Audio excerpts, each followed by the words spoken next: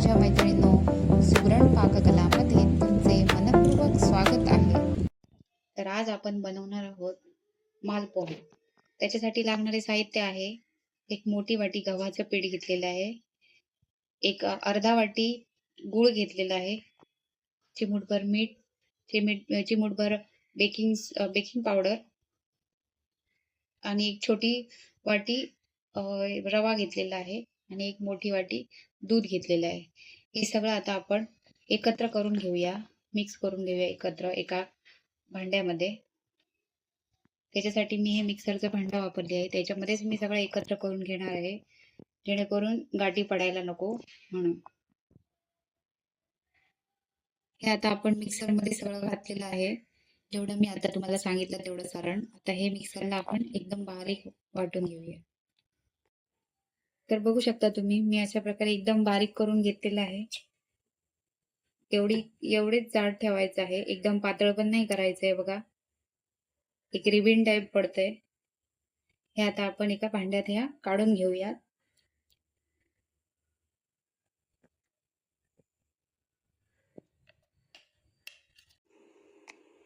तर असं सारण आपलं हे मिश्रण झालेलं आहे. आता पॅन आपण ठेवलाय बघा गरम करायला. थोडासा गरम झाला की त्याला तेल घालून घेऊया. जास्त तेल घालायची गरज नाही. नॉनस्टिक पॅन असेल तर थोडं तेल घातलं तरी चालतं. पॅन जास्त गरम नको व्हायला, थोडा फ्लेम लो करूया. आता हे आपण सारण बनवलं आहे, त्याच्यामध्ये थोडंसं मी पाणी घालून घेतलंय मगाशी, कारण दूध थोडं कमी पडत होतं, थोडं थिक होत होतं, म्हणून थोडं पाणी घालून घेतलंय. आता एक एक आपण मालपोहा तयार करू. छोटे छोटे घातले तरी चालतील.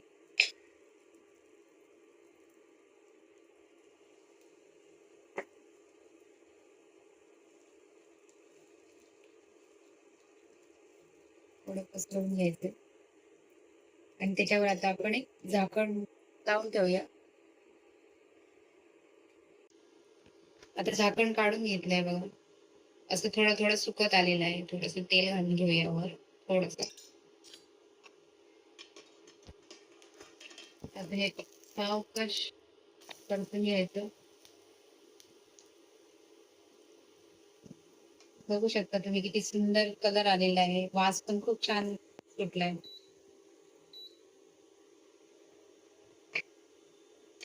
आपण काय करतो मैत्रिणींनो, मालपोहा आपण नेहमी तेलामध्ये बनवतो. हा आपण कमी तेलामध्ये एकदम सुटसुटीत आणि सुंदर मालपोहा बनवू शकतो. फक्त नॉनस्टिक पॅन वापरला तर जास्त चांगलं आहे. तसा हा दोन्ही बाजूने व्यवस्थित भाजून घ्यायचा.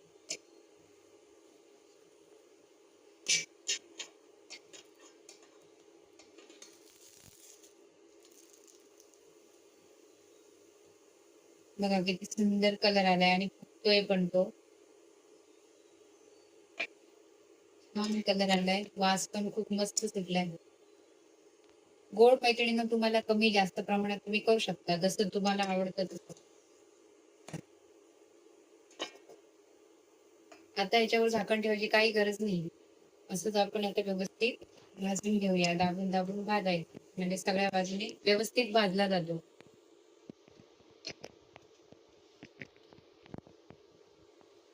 सकाळच्या नाश्त्याला पण खूप चांगला प्रकार आहे हा, किंवा तुम्ही मुलांना टिफिनला पण देऊ शकता. हेल्दी फूड, त्याच्यामध्ये कुठचाही मैदा वापरला नाहीये. तुम्ही स्वतः बघितलं ना, मैदा वापरलाय कुठचा, ना दही वापरलंय, काही वापरलं नाहीये आपण, ना परमनंट केलंय. त्याच्यामुळे एकदम सोप्या प्रकारात पण बनवलंय बघा. आता आपण काढून घेऊया, व्यवस्थित झालेला आहे. आता आपण दुसरा घालूया. थोडस तेल घालायचं, फ्लेम कमी करायची, जास्त फास्ट करायची नाही. गॅस असेल तर कमी करायचा तो, थोडं हीट कमी व्हायला द्यायची. जास्त हीट करतो थोडा पसरत नाही, चिपटू शकतो म्हणून. आपण दुसरा पण आता असंच घालून घेऊ. एक लाडका पटकतो बघा. आणि एका हाताने फिरवून घ्यायची. नाहीतर ते तिखट होतं. त्याला स्वतःहून पचायला द्यायचं. पाहिजे तर पॅन थोडा हलवला तरी चालेल. आता झाकण घालून देऊया. आता हा आपला दुसरा पण व्यवस्थित झालेला आहे बघा. आपोआप फुलतोय तो. थोडं तेल घालून घ्यायचं आणि परतून घेऊया असं.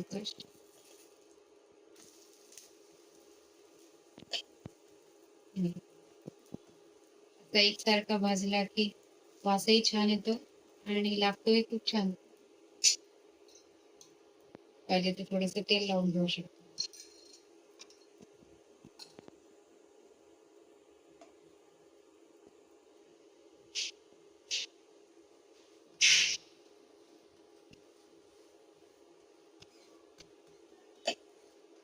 व्यवस्थित त्याला दाबून घ्यायचं आहे म्हणजे सगळ्या बाजूने ते व्यवस्थित भाजला जातो.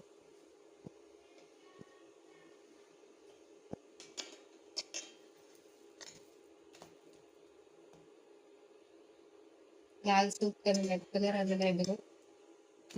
हे सगळं कमी फ्लेमलाच करायचं. जास्त केलं तर तो जळू शकतो. आणि एकदम स्लो करायचा गॅस.